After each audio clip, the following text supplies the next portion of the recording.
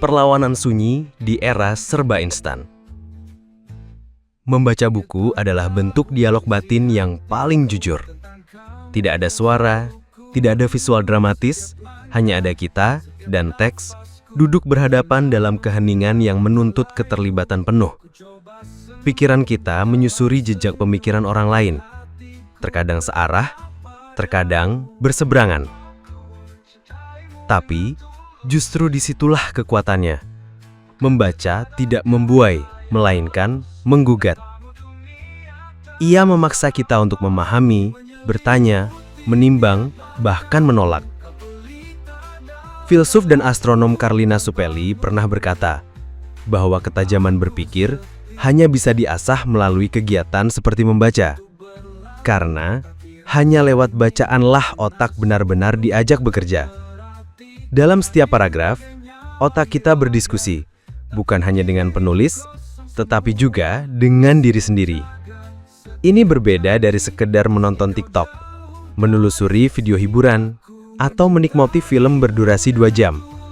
Semua itu memberi pengalaman, ya, tapi bersifat gambar jadi. Kita tinggal terima, tidak perlu banyak berpikir, apalagi bertanya balik. Lama-lama, jika kebiasaan kita hanya menonton dan menggeser layar, kemampuan menyaring ide akan tumpul. Otak mulai kehilangan sensitivitasnya terhadap kedalaman. Kita menjadi penonton pasif dalam kehidupan, bukan pemikir aktif yang bertanya, apa artinya ini? Mengapa ini penting? Apa yang luput dari narasi ini? Membaca buku adalah cara kita merawat kemampuan itu. Membaca melatih kesabaran, membaca mengasah logika, membaca memelihara imajinasi, dan yang lebih penting, ia melatih kita untuk berpikir merdeka. Di tengah dunia yang begitu bising dan serba cepat, membaca adalah bentuk perlawanan yang sunyi, namun sangat kuat. Membaca membuat kita tidak mudah diarahkan, tidak mudah diseret arus informasi yang dangkal, tidak mudah hanyut oleh narasi besar yang belum tentu utuh.